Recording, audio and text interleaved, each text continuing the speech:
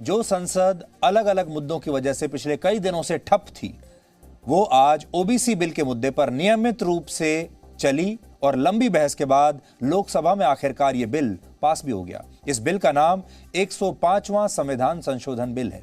इस बिल के पास हो जाने के बाद अब राज्य सरकारें अपने अपने राज्यों में ओबीसी यानी सामाजिक और शैक्षिक रूप से पिछड़े लोगों की लिस्ट तैयार कर पाएंगी। यानी अब राज्य सरकारों को किसी जाति को ओबीसी में शामिल करने के लिए केंद्र सरकार की मंजूरी का इंतजार नहीं करना होगा। हैरानी की बात यह है कि लोकसभा में इस बिल के पक्ष में 385 वोट पड़े और इसके विरोध में एक भी वोट नहीं पड़ा।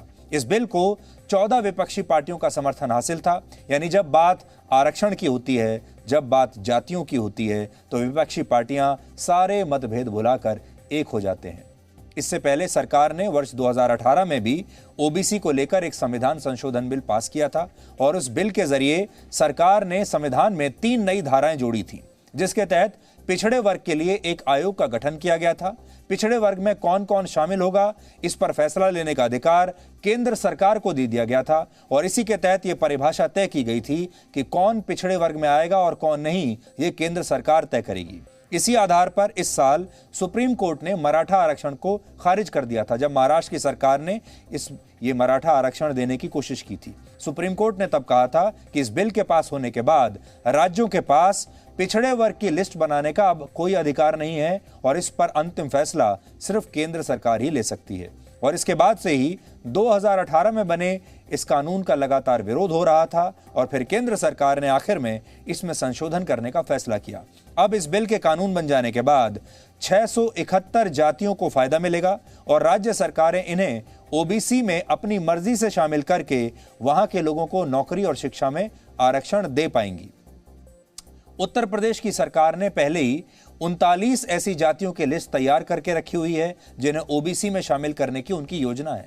बाकी राज्यों की सरकारें भी आने वाले दिनों में ऐसा ही कर सकती हैं। और यहां आपको ये बात याद रखनी चाहिए कि अगले वर्ष उत्तर प्रदेश में चुनाव है, गुजरात में चुनाव है, पंजाब समेत 5 राज्यों में चुनाव है और उससे पहले अलग अलग जातियों को ओबीसी में शामिल करने की नई दौड़ राज्य सरकारों के बीच, अलग अलग पार्टियों के बीच शुरू हो सकती है।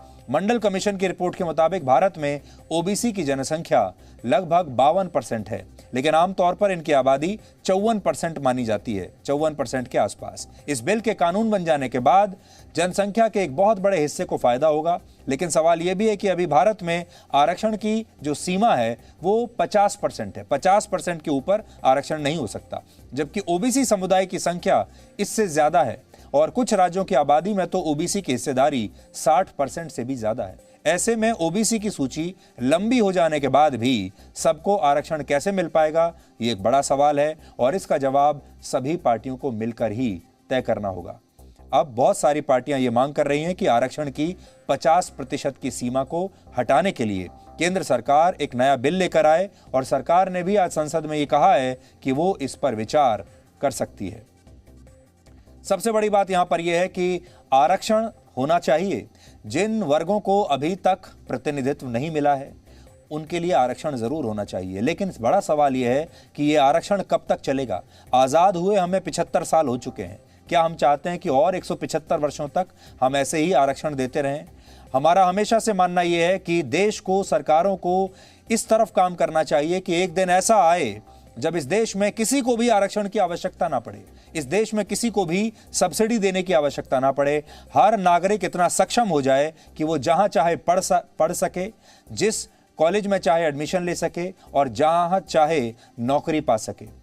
और हर नागरिक को उतना सक्षम होना चाहिए कि वो अपने सारे बिल अपने आप भर सके, इसलिए सब्सिडी की भी जरूरत ना पड़े। इसलिए सरकारों को आगे से एक नए विचार पर काम करना चाहिए। उन्हें हर साल एक लिस्ट बनानी चाहिए जिसमें वो ये बताएं कि इस बार हमारे देश में इतने % लोग ऐसे हैं जिन्हें अब आरक्षण की आवश्यकता नहीं है, उनके लिए आरक्षण अब जरूरी नहीं रहा, वो अब समाज में एक उचित स्थान लेकर बैठे हुए हैं। इसी तरह एक नई लिस्ट आनी चाहिए जिसमें यह बताया जाए कि अब इन लोगों को सब्सिडी की आवश्यकता नहीं है। Presenting B News app available on Google Play and App Store. Download it now.